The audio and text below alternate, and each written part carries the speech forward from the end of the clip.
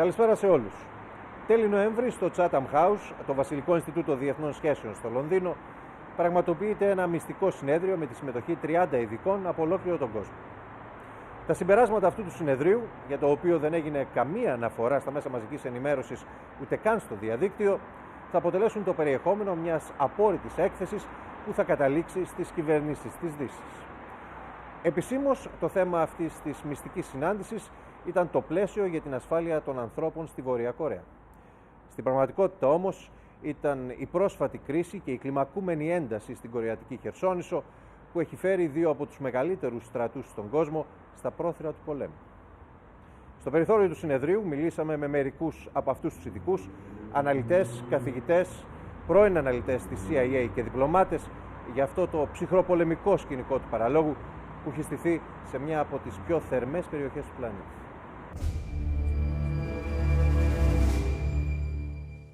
아이고 뭐 육지로 가야 되냐 어떻게 되냐 근데 갈라게도 갈 수가 없어요 배가 없기 때문에 모습을 볼 수가 있는 산불은 지금 완전히 진화가 됐습니다. To fire artillery shells, some 100 shells, possibly more if you believe the reports, into a populated area, it has a qualitatively different feel to it. And the $60,000 question, which we don't know the answer to, is, was this a deliberate, premeditated attack by the North? Was it an action sanctioned at a local level? If not at the local level, who at the central level made this decision? And did they calculate whether or not they could get away with it?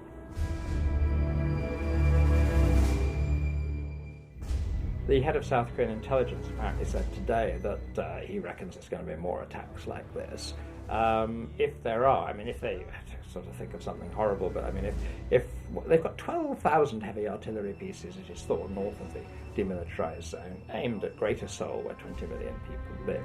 Some of them may have chemical-tipped shells. You know, we worry about nuclear stuff. There are some much more primitive technologies used in the First World War, which can be used.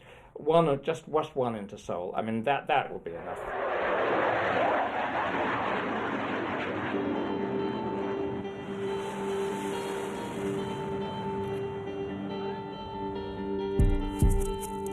What you've got in the Yellow Sea is, it's quite a dangerous combination. Now we're on an escalatory ladder. The South Koreans feel obliged to show how tough they are. If the United States and Korea on the one hand were to become involved in full-blown conflict with North Korea, China would feel obliged to step in.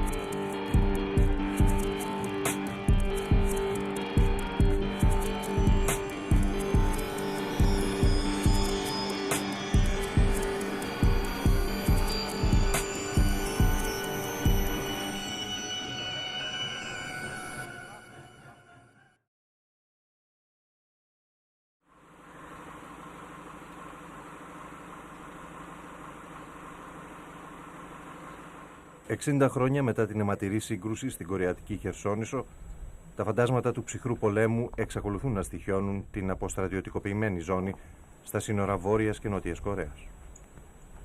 Αυτή είναι η λεγόμενη Joint Security Area, η περιοχή κοινής ευθύνης. Το σημείο όπου οι στρατιώτες των δύο πλευρών βρίσκονται κυριολεκτικά σε απόσταση αναπνοής.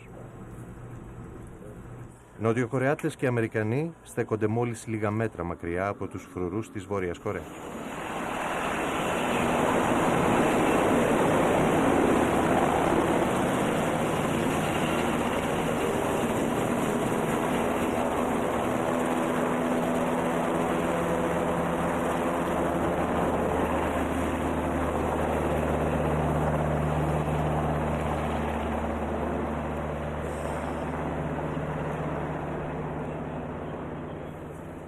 Ο 38ος παράλληλος της γης, η νοητή γραμμή που χωρίζει το βορρά από τον νότο, κόβει αυτά τα μπλε κτίρια στα δύο. Εδώ συναντώνται συχνά οι διπλωματικές αντιπροσωπείες των δύο χωρών. They have a tour, so they might have some delegate or someone important. Την ώρα που ο Αμερικανός λοχαγός μας ξεναγεί στην περιοχή, αντιπρόσωποι από το βορρά και τον νότο μπαίνουν σε ένα από τα μπλε κτίρια. Αμέσως οι ειδικοί φρουροί παίρνουν τις θέσεις τους. Right now you can see our guards are posted on our side. We post up against the buildings like that. We only open up so it only opens up half their body in case of threat. They're in a modified taekwondo position, their stance, and that is their defensive ready stance. We always face that direction because we're not worried on our side, people defecting north. We're watching for anyone that's coming south. They post right along the border itself, as you can see right in between the two buildings there, and they turn sideways, and they have two missions there. One is to keep anyone from defecting across, any tourist or any, but their job is to watch each other, to keep each other from defecting south. Αυτό είναι και το σενάριο μιας άσκησης που πραγματοποιούν συχνά οι Νοτιοκορεάτες στρατιώτες. Ένας από αυτούς παριστάνει τον Βόρειο που περνά τα σύνορα στην περιοχή κοινής ευθύνης και αυτομολύει. Από το βορρά προσπαθούν να τον σκοτώσουν. Από τον νότο να τον προστατέψουν και να αποκρούσουν την επίθεση. If you take a look out here, you'll see three buildings or three mock-ups, just the front frames of the buildings, and what they represent are the three blue houses that are actually inside the conference room, inside the joint security area. The squad comes in, and what the training is involved so the squads can become proficient in dealing with an incident that actually happens with the North Koreans inside the joint security area.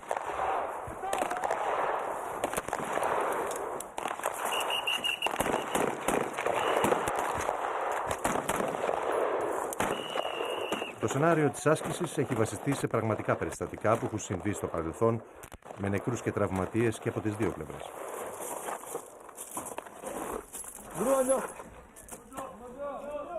Στην περιοχή κοινής ευθύνης άλλωστε, ο χρόνος μοιάζει να έχει σταματήσει στο 1953, όταν υπεγράφει η εκεχηρία.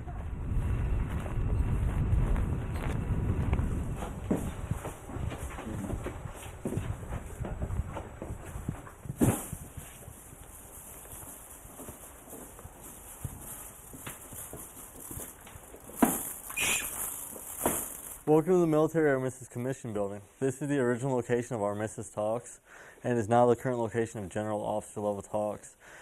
The microphone speakers running down the center of the table represents the military demarcation line in the building, which is actually further extended between the buildings. If you look outside the window here by a 17 by 5 inch slab of concrete. The soldier standing on the far side is standing in communist North Korea, whereas currently we are now in the Republic of Korea. The soldiers you see here are here for our protection. They're standing at a modified position of taekwondo, which we call rock ready. They also wear sunglasses, which between the stance of rock ready and the sunglasses used for intimidational purposes towards the North Koreans.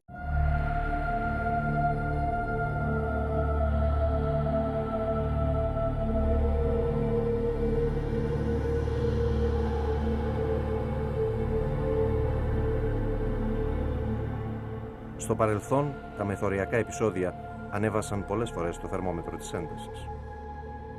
Οι αψιμαχίες δεν σταμάτησαν ποτέ, ούτε στην περιοχή κοινής ευθύνης, ούτε στην ευρύτερη αποστρατιωτικοποιημένη ζώνη. Η επωνομαζόμενη και DMZ, μέρος της οποίας είναι και η περιοχή κοινής ευθύνης, δημιουργήθηκε μετά την κατάπαυση του πυρός το 1953. Πίσω από αυτή τη στενή λωρίδα γης, μήκους 250 χιλιόμετρων και πλάτους 4, δύο από τους μεγαλύτερους στρατούς στον κόσμο περιμένουν με το δάχτυλο στη σκανδάλη να αρχίσουν ένα νέο πόλεμο ή να τελειώσουν τον προηγούμενο.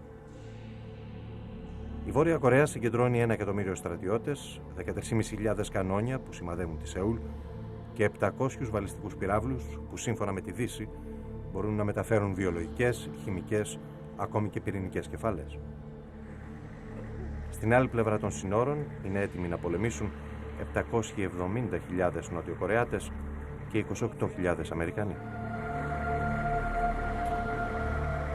Πολλοί στοιχημάτιζαν ότι η σπίθα μιας ευρύτερης ανάφλεξης στην περιοχή θα ξεπεταγόταν από αυτό το ψυχροπολεμικό θέατρο του παραλόγου στην αποστρατιωτικοποιημένη ζώνη. Έκαναν λάθος. Το πιο σοβαρό, όσο και επικίνδυνο θερμό επεισόδιο των τελευταίων δεκαετιών συνέβη πρόσφατα, στην Κίτρινη θάλασσα, σε μια διαφιλονικούμενη περιοχή που μπορεί να γίνει αιτία πολέμου.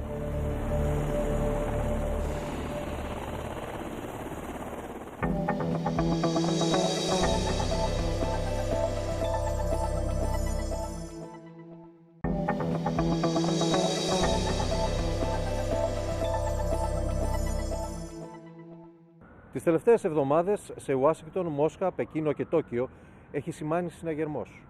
Η Νότια Κορέα πραγματοποιεί νέες ναυτικές ασκήσεις. Η Βόρεια Κορέα απειλεί ακόμη και με πυρηνικό πόλεμο. Τα πρόσφατα θερμά επεισόδια σε μια διαφιλονικούμενη περιοχή στην Κίτρινη θάλασσα θεωρούνται τα πιο σοβαρά των τελευταίων δεκαετιών. Η βύθιση ενός νοτιοκορεατικού πολεμικού πλοίου, ο βομβαρδισμός μιας κατοικημένης περιοχής, το πυρηνικό πρόγραμμα της Βόρειας Κορέας που φαίνεται να βρίσκεται σε πλήρη εξέλιξη και η συμμετοχή σε ασκήσεις ακόμη και του αμερικανικού πολεμικού ναυτικού έχουν μετατρέψει την κορεατική χερσόνησο σε μια πυρητιδαποθήκη που είναι έτοιμη να εκραγεί. Πριν μερικά χρόνια είχαμε την τύχη να επισκεφτούμε τη Νότια αλλά και τη Βόρεια Κορέα και καταγράψαμε εικόνες ενός λαού σε δύο εντελώς διαφορετικούς κόσμους.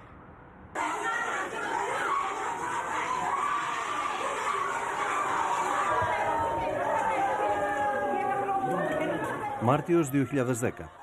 Συγγενείς των ναυτών και αξιωματικών της κορβέτας Τσεονάν ξεσπούν στους υπεύθυνους του Υπουργείου Άμυνας της Νότιας Κορέας.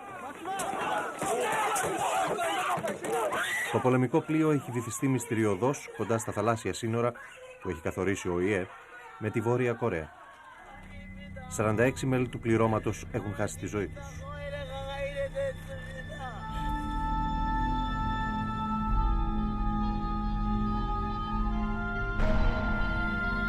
Δύο μήνες αργότερα, 24 ειδικοί από τις Ηνωμένες Πολιτείες, την Αυστραλία, τη Βρετανία και τη Σουηδία καταλήγουν στο συμπέρασμα ότι το Τσεονάν βυθίστηκε από βορειοκορεατική τορπίλη.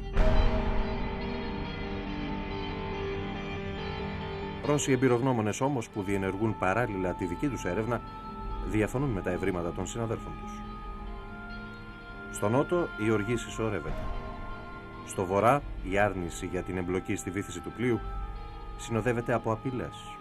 The South Koreans have pointed to the fact that the remnants of the torpedo that was reportedly involved in the attack appear to have come from North Korea. But there's a wide debate amongst international relations specialists who follow these issues about what actually led up to this event. And I think there's a great deal of ambiguity. Ο Τζον Βένσον Ράιτ είναι καθηγητής Ιαπωνικών Πολιτικών Επιστημών στο Πανεπιστήμιο του Cambridge και συνεργάτης στο ασιατικό τμήμα του Chatham House, του Βασιλικού Ινστιτούτου Διεθνούς Σχέσεων στο Λονδίνο. Είναι ένας από τους πολλούς αναλυτές που διατηρούν επιφυλάξεις για τα αίτια της βύθισης του πολεμικού πλοίου. It may be the case that there was a premeditated attempt to send a signal to South Korea, which might have involved the exchange of military hardware. It may have been the case, on the other hand, that there was an accident. One has to build a very complex narrative of events to be able to demonstrate conclusively that this was a premeditated attack. And therefore, analytically, one has to also then ask the question, well, why would the North, if it had chosen to do this, why would it have calculated that this was a sensible thing to do? Other people say there's not enough evidence and there's contradictory evidence. So how can you reach that conclusion? All you can say is it's open. Yeah, probably the North Koreans did it, but you can't say it with any certainty. Για τον Αμερικανό Ρόμπερτ Κάρλιν, πρώην αναλυτή της CIA και αναπληρωτή καθηγητή στο Πανεπιστήμιο Στάνφορντ, ακόμα και αν υπήρξε βορειοκορεατικό σχέδιο για τη βύθιση του Τσεονάν, τα ερωτήματα που αναδύονται είναι περισσότερα από τις απαντήσεις. The question is, when was the go decision made? When did they say, okay, execute? Find a ship, follow it, and sink it. A lot of people still maintain, well, the North Koreans, there's no proof that the North Koreans did it, as a matter of fact.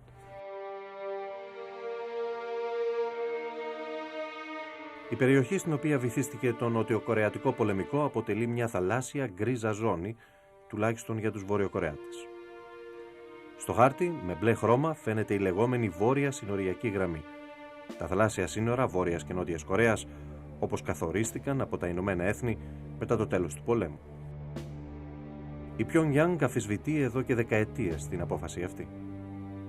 Το 1999 μάλιστα χάραξε τη δική της συνοριακή γραμμή στην Κίτρινη θάλασσα, δημιουργώντας παράλληλα μια εστία διαρκών εντάσεων και θερμών επεισοδίων. Η βύθιση του Τσεονάν δεν ήταν ούτε το πρώτο και όπως αποδείχθηκε δεν θα ήταν ούτε και το τελευταίο περιστατικό που θα έφερνε τις δύο χώρες στο χείλος του πολέμου. It's worth keeping in mind that naval engagements are fairly commonplace, partly because this territory is contested, the waters are contested, and some months before this incident, the sinking of the corvette, South Korea and North Korea had their own engagement in which the North Koreans came off materially worse. They were fired on by the South Korean vessel, and there are reports of casualties on their side. It may have been a case of tit-for-tat retaliation, but this is still speculation. And of course the North has consistently denied that it's responsible. Even the Korean War, 1950,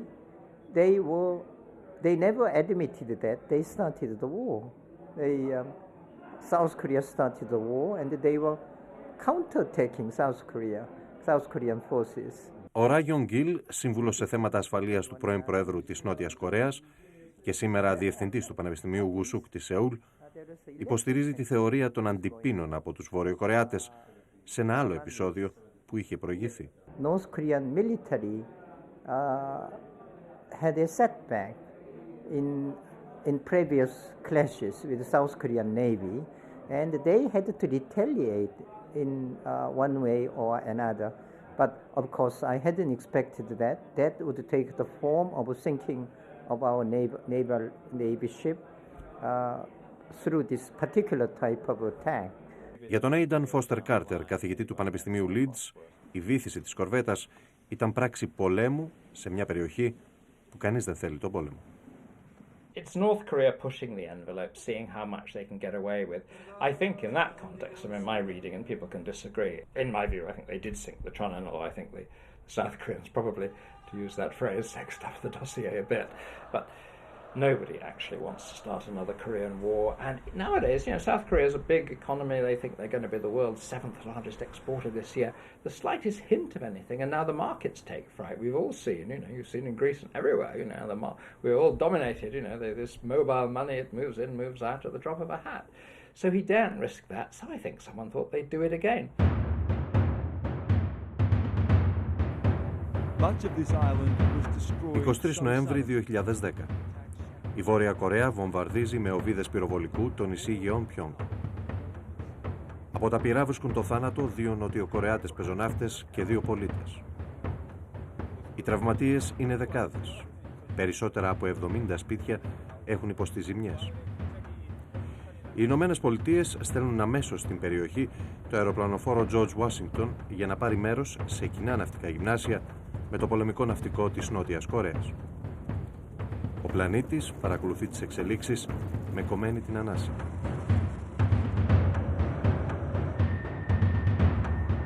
Since the end of the last war, that was a most serious provocations by North Korea. In a way, it is beyond the level of a provocation. It is a direct aggression, but so in a different form and on a level more heightened than in the past.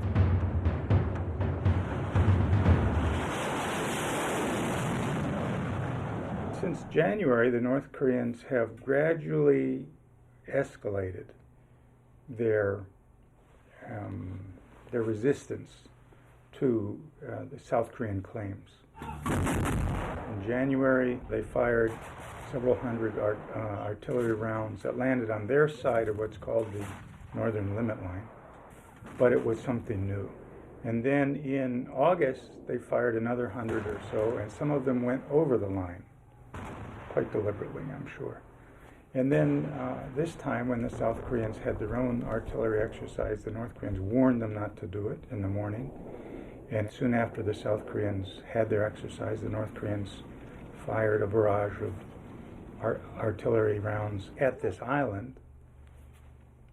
And it remains unclear to me exactly how the episode unfolded. Would you say the response was predictable? No. The response on the part of the North Koreans? No, because the thing that's fundamentally different, and I think the reason why people are so concerned, is that this was, for the first time in recent memory, an attack on not only South Korean territory as opposed to a naval engagement, but an attack that has killed civilians and is seen in some quarters as having targeted civilians. It's very troubling to me because psychologically it means that both sides now, in one sense, feel that it's all right to strike the other side's territory, and that's a very bad precedent.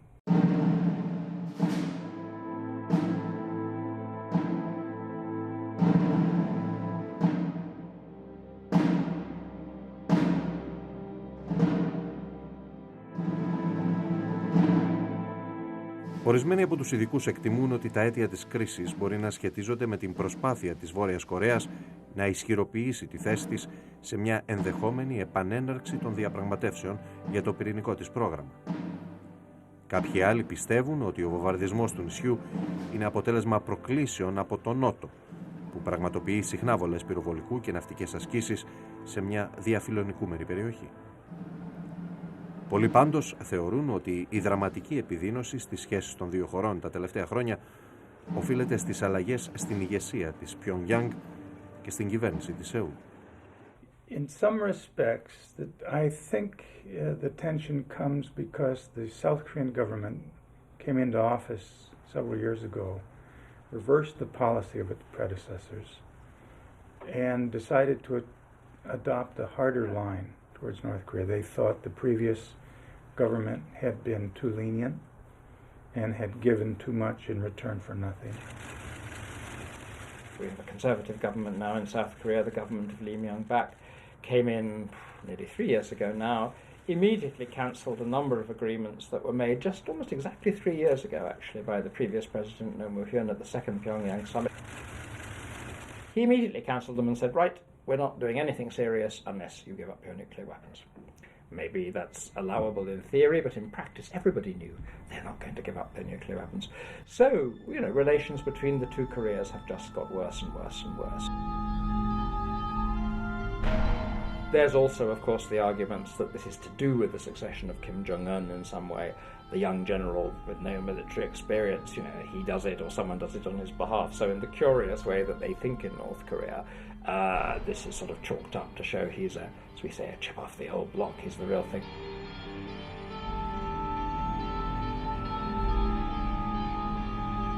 Αυτή είναι η εκδοχή που έχει τους περισσότερους υποστηρικτές, αλλά και αρκετούς επικριτές. Το καθεστώς, λένε, είναι πιθανό να θέλει να εκμεταλλευτεί μια εξωτερική κρίση για να ενδυναμώσει τη θέση του στο εσωτερικό της χώρας. Τον Σεπτέμβρη του 2010, ο Κιμ Ιον Κιλ ανακοίνωσε για πρώτη φορά δημόσια το διάδοχό του, τον τρίτο και αγαπημένο του γιο, τον Κιμ Ιον Κουν. Ο μόλις 26 ετών διάδοχος είναι ο τρίτος κατά σειρά ηγέτης της δυναστείας που κυβερνά τη Βόρεια Κορέα από την ίδρυση του κράτους μέχρι σήμερα.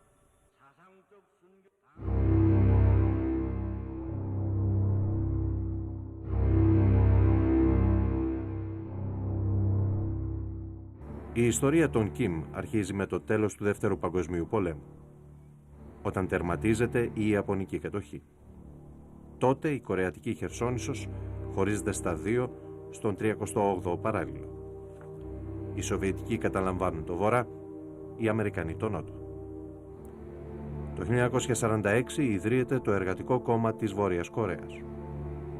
Η Μόσχα επιβάλλει την ηγετική ομάδα, στην οποία συμμετέχει ο Κιμ Ιλ Σунγκ, μέλος παλιότερα του Κόκκινου Στρατού και εμβληματική φυσιογνωμία της κορεατικής αντίστασης κατά των Ιαπώνων.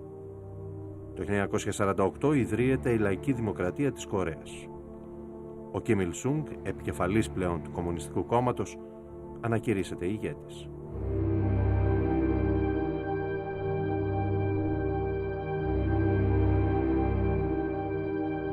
Οι εντάσεις ανάμεσα στις κυβερνήσεις του Βορρά και του Νότου οδηγούν στον Κορεατικό Πόλεμο ο οποίος διαρκεί από το 1950 έως το 1953.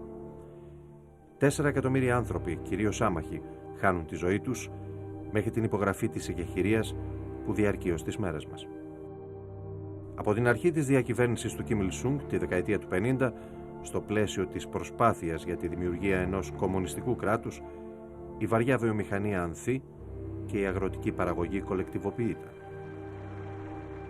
Το 1955, ο Κιμ Ιλ Σουνγκ χρησιμοποιεί για πρώτη φορά τον όρο «τζουτσε», που σημαίνει αυτάρκεια.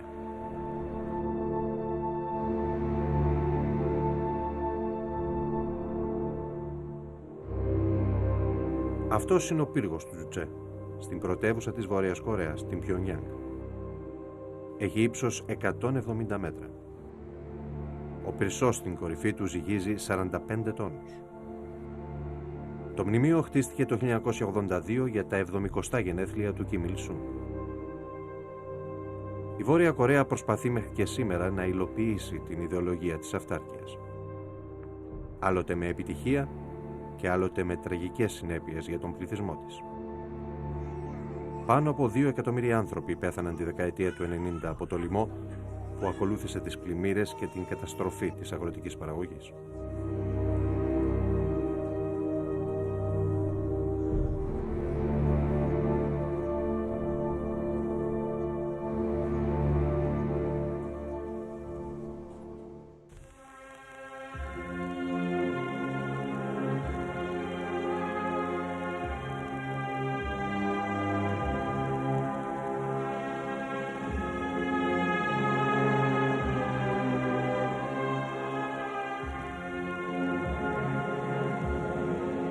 Το 1994 ο Κιμ Ιλ Σουνγκ αφήνει την τελευταία του πνοή σε ηλικία 82 ετών. Τον μεγάλο ηγέτη διαδέχθηκε ο γιος του, Κιμ Γιονγκ Ιλ, ο επωνομαζόμενος και στρατηγός. Στη χώρα κηρύσσεται εθνικό πένθος για 3 ολόκληρα χρόνια. Οι εκδηλώσεις του λαού μπροστά στη Σωρό και το μνημείο του Κιμ Ιλ Σουνγκ ξεπερνούν κάθε προηγούμενο στην παγκόσμια ιστορία.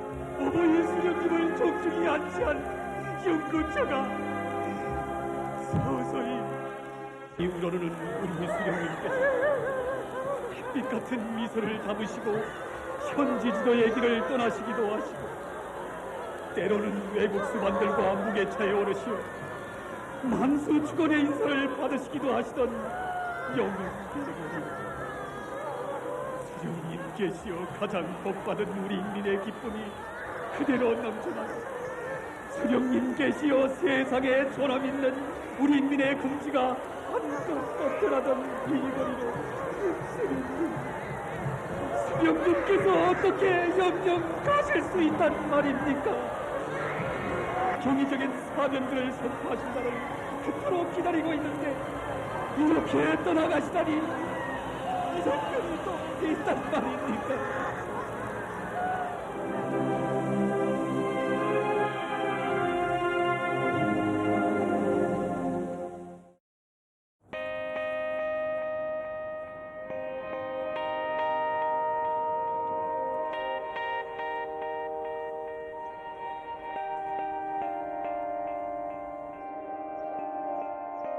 Στα 70 γενέθλια του Κιμ Ιλ Σουνγκ, εδώ, σε ένα λόφο στο κέντρο της Πιονγκιάνγκ, χτίστηκε αυτός εδώ ο Αδριάντας. Από τότε μέχρι και σήμερα, χιλιάδες μέλη του κόμματος, μαθητές, δημόσιοι υπάλληλοι, στρατιωτικοί και απλοί πολίτες έρχονται εδώ νωρίς το πρωί, πριν πάνε στις δουλειές τους, για να αποτίσουν φόρο τιμής στον μεγάλο ηγέτη, όπως τον αποκαλούν. Ο Κιμ Ιλ Σουνγκ ονομάστηκε από το Σύνταγμα της χώρας αιώνιος πρόεδρος. Ένας τίτλος που του αποδόθηκε αποκλειστικά και δεν μπορεί να χρησιμοποιήσει ούτε καν ο γιος και διαδοχός του. Κάθε χρόνο το μνημείο επισκέπτονται χιλιάδες Κινέζοι τουρίστες, αλλά και περίπου 1.500 δυτικοί που καταφέρνουν να βάλουν στο διαβατήριό τους την πιο σπάνια βίζα του κόσμου. Κανείς από τους επισκέπτες δεν στέκεται μπροστά στο άγαλμα του μεγάλου ηγέτη χωρίς ένα μπουκέτο λουλούδια. Okay, so we bow together.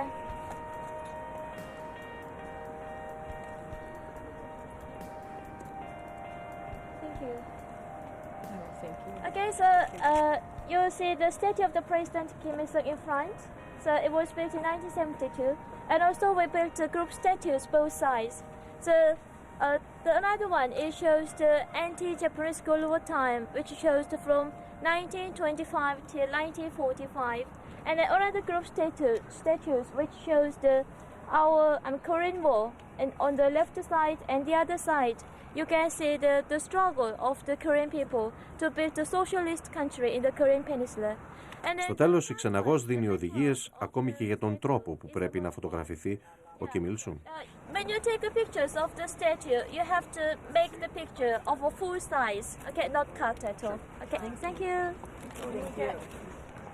Impressive, isn't it? It is, anyway. Yes, massive.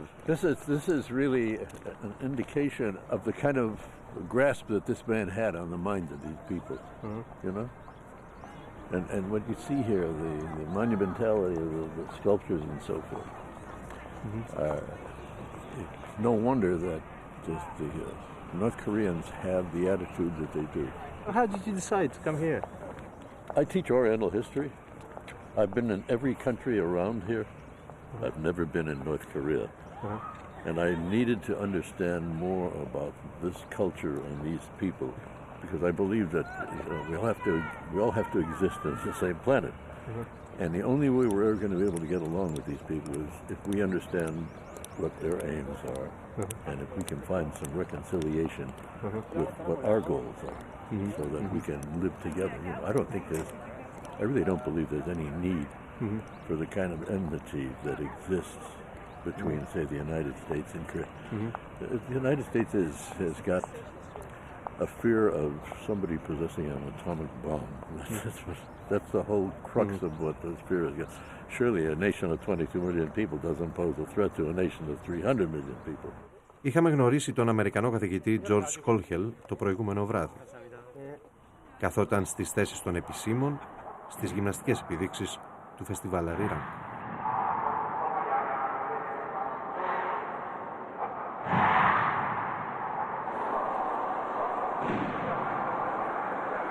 Η παράσταση στο στάδιο της 1ης του Μάη ήταν ίσως ο μοναδικός λόγος που προσκληθήκαμε στην Pyongyang πριν από 5 χρόνια.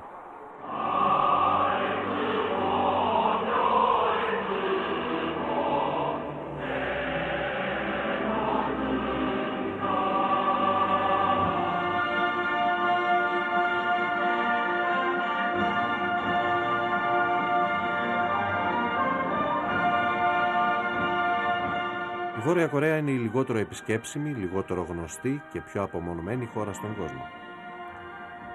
Αυτό το χορογραφικό υπερθέαμα πραγματοποιείται σχεδόν κάθε χρόνο. Το 2005 ήταν μέρος των εορτασμών για τα 60 χρόνια από την ίδρυση του Εργατικού Κόμματος.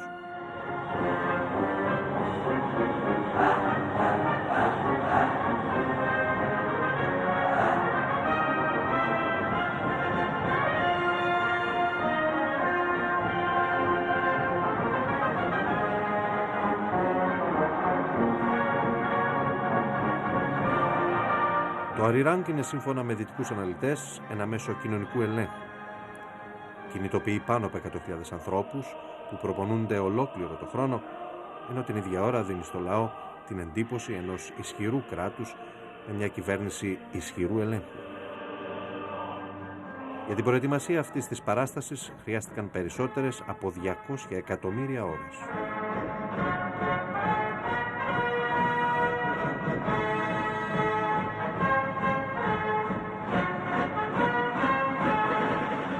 Οι γυμναστικές επιδείξεις εντάσσονται στην ιδεολογία. Επιβάλλουν υποταγή στο ομαδικό πνεύμα και εμπνέουν τους θεατές ώστε να στηρίξουν την ομαδική εργασία και να δοξάσουν το σύστημα και τον ηγέτη.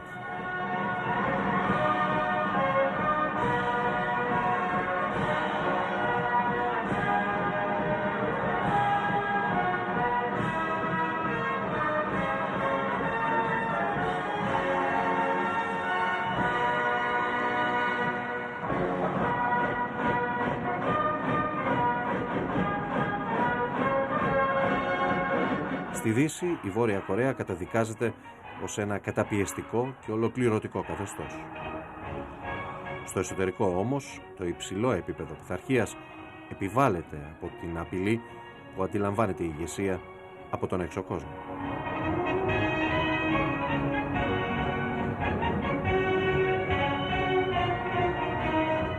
Εδώ όλα γίνονται στο όνομα του μεγάλου ηγέτη, του Κιμ Ιλ Σουνγκ και βέβαια του γιου του στρατηγού Κιμ Τζονγκ Ιλ.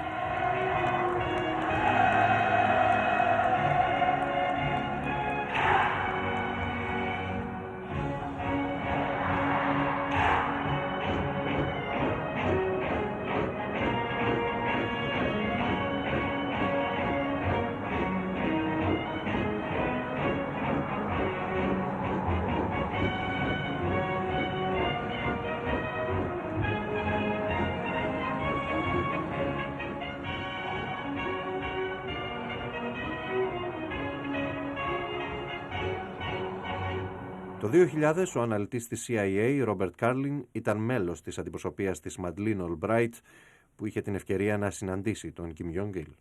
I went to the first dinner that Kim Jong-il gave for Secretary Albright, and it was a very small room, not very big table, maybe 15 people around the table, 15, and I was the note taker for our side, and I sat directly across from Kim Jong-il.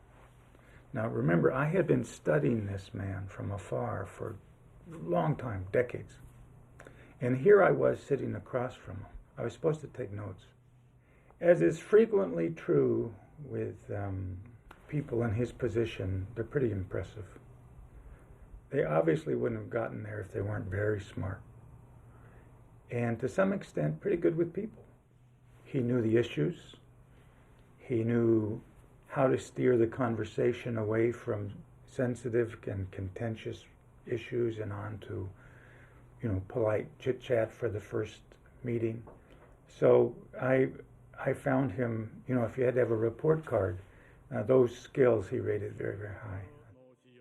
I remember talking in China to some Chinese officials, one of whom had been a student with him at Kim Il-sung University in the early 1960s, and who said, when we were talking about this, he was a bright student. He used to get straight A's in all his papers. And the other Chinese sort of looked at the ceiling, because of course he was going to get straight A's. This was the leader's son, perhaps already, even at that early stage, being thought of as the possible successor. So people did as he wished and indulged him. Ο Jim Hoare διδάσκει στο Πανεπιστήμιο SOAS του Λονδίνου. Το 2001 ήταν ο πρώτος Βρετανός πρέσβης στην Pyongyang. Kim Jong-il has not been much of an innovator, and yet he had many years of preparation. He was a strong, by the time he became the leader, he was in quite a strong position. Ο 68χρονος Kim Jong-il πιστεύεται ότι το 2008 υπέστη εγκεφαλικό. Οι αναλυτές εκτιμούν ότι η κακή κατάσταση της υγείας του επιτάχυνε τις διαδικασίες της διαδοχής. Το τελευταίο διάστημα, στο πλευρό του, εμφανίζεται όλο και πιο συχνά ο Κιμ Jong-un. Ο γιος του βορειοκορεάτη ηγέτη και εγγονός του ιδρυτή του κράτους Κιμ Il-sung αποτελεί ένα πραγματικό ένιγμα για τους δυτικούς αναλυτές που μέχρι πρόσφατα δεν γνώριζαν καν την ύπαρξή του. Την αποκάλυψη έκανε ένας Ιάπωνας μάγειρας που δούλευε στην οικογένεια Κιμ. The stories that came out from the Japanese chef who Kim Jong-il apparently employed at one time, who said he was a tough young man. We believe he was at school in Switzerland.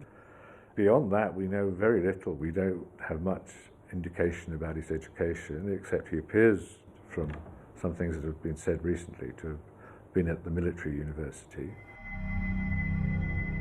We have absolutely zero information on that. It's just astonishing. I sometimes wonder what the CIA and MI6 do for our taxpayers' money. We didn't know he existed. We thought Kim Jong-il had two sons, and his daughters seem not to count. It's a strange kind of communism. Anyway, until his former sushi chef, a quite strange character, or a man surfaces in Japan and says, God, how to say this, I was Kim Jong-il's former sushi chef and I lived with the family, and by the way there are three sons, and there's this one you haven't heard of called Kim Jong-un, and he's the youngest and he's his daddy's favourite because he's quite fierce, and they let him drive a Mercedes when he was 7 with a specially lifted up seat, and it's just these anecdotes, and then suddenly everyone's running around in Switzerland where he was at school and finding people who were at school with him. I mean, it's kind of pathetic, you kind of wish our intelligence services, when they aren't sort of making up weapons of mass destruction in other countries would kind of find out some of this basic stuff. When I was in CIA, I don't even think we were just born. No, we didn't know about him then. I don't know anybody who knew him or spoke of him. So I really don't know anything about his personality, about his personal likes and dislikes, about his capabilities. If Kim Jong-il's upbringing and grooming is a precedent, then he has been groomed for the leadership probably for the past maybe 4 or 5 years. Because we know so little about him, it's also very difficult to know whether this is an opportunity. A new leader presents a basis for a reassessment of relations, a new leader who might be willing to reach out to the outside world, or a threat. A new leader with limited experience could be prone to do things that are provocative. We know that this last year in September, the elevation of the sister-in-law of Kim Jong-il and the brother-in-law of Kim Jong-il to prominent positions within the military hierarchy are an attempt to put in place, in effect, a regency, a senior leadership that will act as a stabilizing influence on the young Kim Jong-un.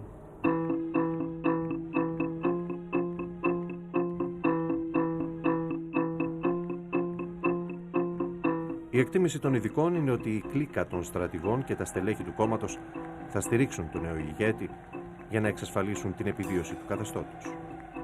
Και εκείνος με τη σειρά του θα στηρίξει τις κινήσεις τους στην στρατιωτική σκακέρα για να επιβεβαιώσει την οικογενειακή παράδοση του σκληρού, ανυποχώρητου και αδιαπραγμάτευτου ηγέτη στην αντιπαράθεση με τον Νότο και τη Δύση. Αν οι αποφάσεις για τις πρόσφατες προκλήσεις λαμβάνονται σε ανώτατο επίπεδο στην Πιονγκιάνγκ, τότε ο νεαρός Κιμ Γιονγκ-ουν δίνει τώρα τα διεπιστευτήριά του. Το μεγάλο ερώτημα, κυρίως για την Ουάσιγκτον, είναι πώς η νέα ηγεσία θα προχωρήσει με το πυρηνικό πρόγραμμα της χώρας και τις συνομιλίες για τον τερματισμό.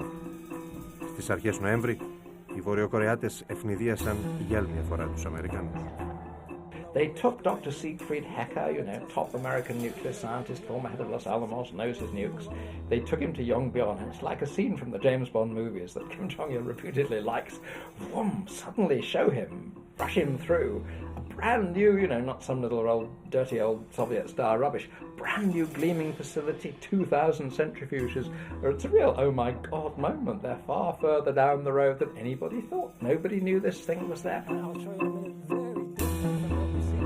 Στην ξενάγηση έκπληξη που έκαναν οι Βορειοκορεάτες στις καινούργιες πυρηνικές εγκαταστάσεις τους στο Yongbyon, παρόν ως μέλος της αντιπροσωπείας του Πανεπιστημίου Στάνφορντ, ήταν και ο πρώην αναλυτής της CIA, Ρόμπερτ Κάρλιν. We looked through the window from the control room and we saw a forest of centrifuges. Now we couldn't count that fast, but 2,000 is probably a good number. Nobody I know expected them to have that many operating centrifuges, so it was a big surprise. You sound really amazed.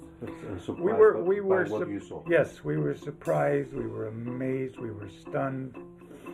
I think, I don't know exactly what my new colleagues felt, but I have a feeling they reacted as I did. Our minds went blank for a second. We just couldn't believe what we were seeing. Can they use the same equipment for enriching uranium Yes. for a nuclear weapon? Yes, they can, and apparently it doesn't take a lot of turning of dials to do that. That information on its own sufficed to get President Obama to send his representative on North Korea, who hasn't had a whole lot to do lately and is only part-time, Ambassador Stephen Bosworth. He was already sent to the region. I mean, that would have got the six-party talks going again. Secretary of Defense Robert Gates has always said, we won't buy the same horse twice. Well, they got a new horse now, so maybe they would have bought it. And then they blow it and shell Yongbyon. It doesn't make a lot of sense, does it?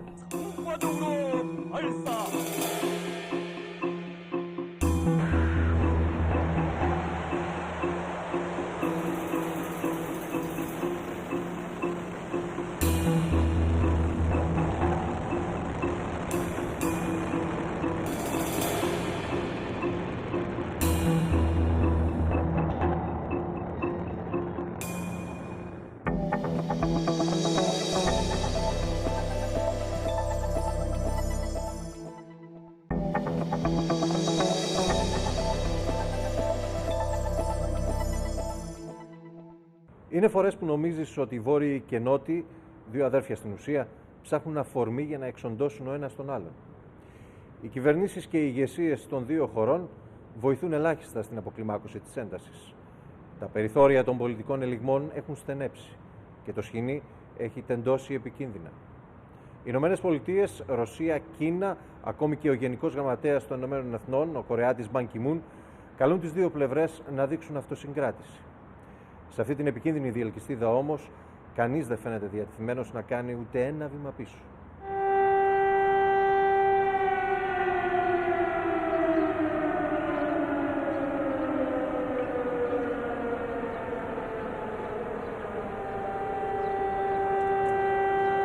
Ξημερώματα στην πρωτεύουσα της Βόρειας Κορέας, Πιονγκιάνγκ. Στην πόλη ηχούν οι σιρήνες της αεράμινας.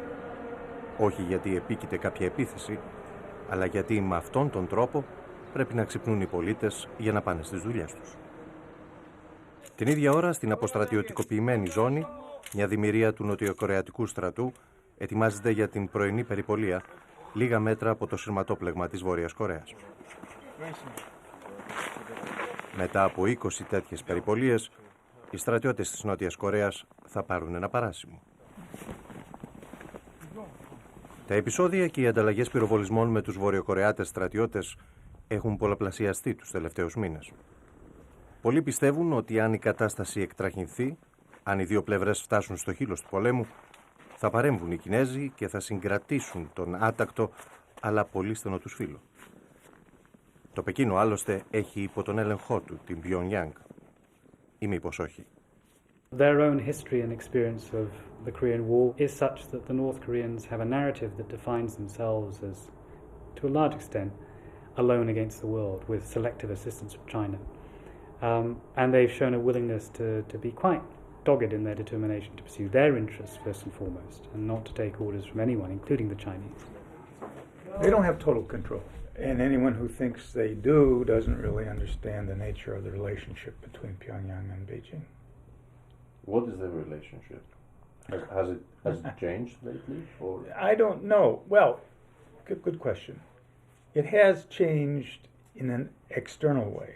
That is to say, the externals of the relationship suggest it's better than it has been possibly at any time, since the Korean War.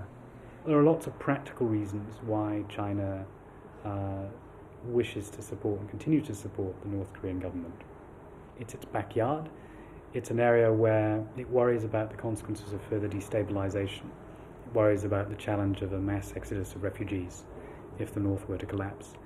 China has increasingly large amounts of investments. It's very involved in the extractive industries of trying to access mineral resources in North Korea. It's putting increasingly amounts of economic interests on the ground in North Korea. It doesn't want to jeopardize that. And if anything, one other point that's worth emphasizing here is that alliance relationship involves a certain degree of obligation on the part of the Chinese. If a crisis were to occur, if the United States and Korea on the one hand were to become involved in full-blown conflict with North Korea, China would feel obliged to step in. And that runs the risk of direct conflict with the Americans.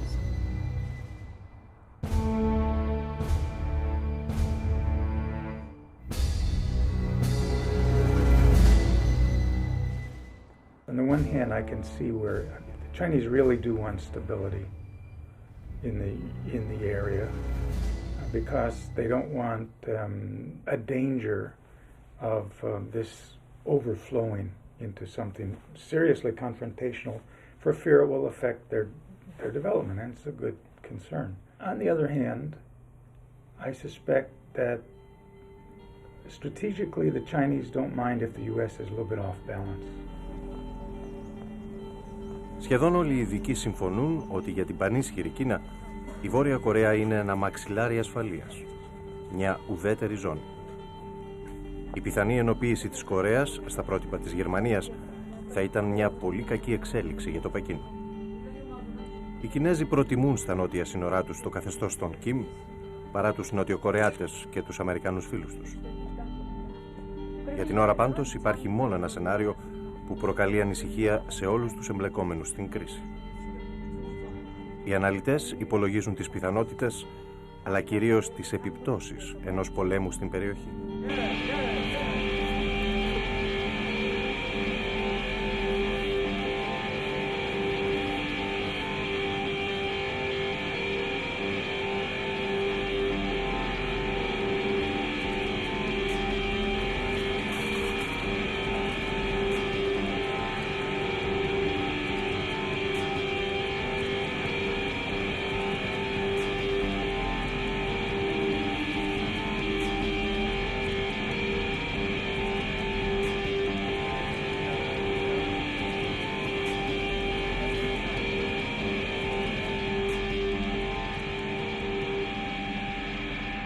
I worry about accidents.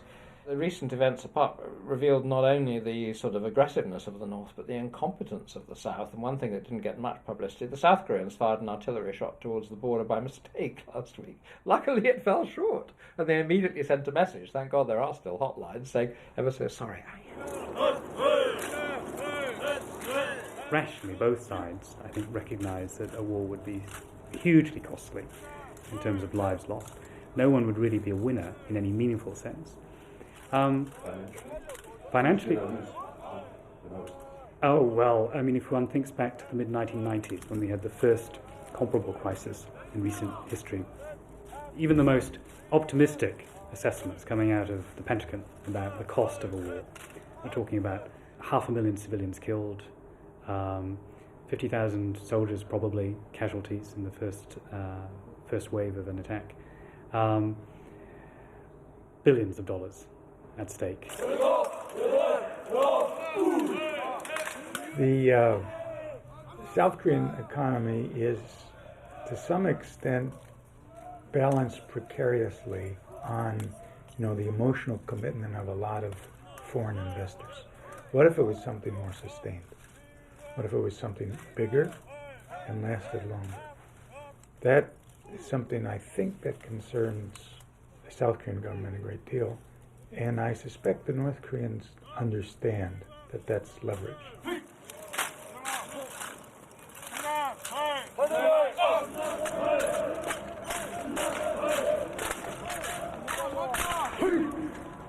Second problem is you really do have a lot of defensive chemicals, running through the veins of South Koreans these days.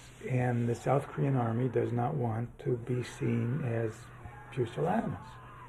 And if the North Koreans do something, they want to hit back hard, as they have done sometimes in the West Sea. They want to come out on top. They want to show these guys that, who's really boss. And if the rules of engagement have changed and the South Koreans have much better technology, you may get a very ferocious South Korean counterpunch.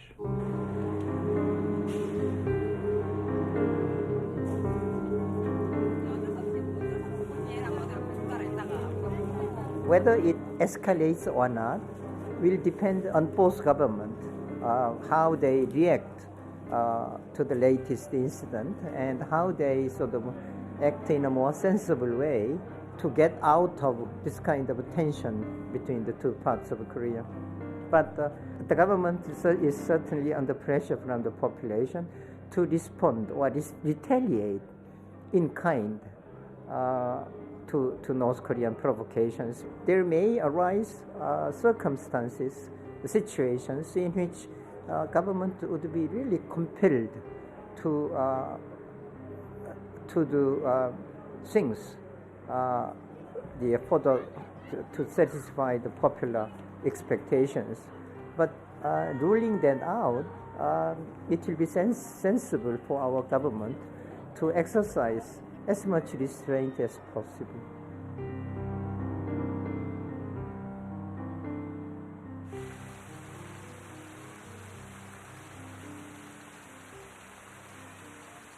I honestly believe that the option of conflict is very, very, very low on the North Korean options.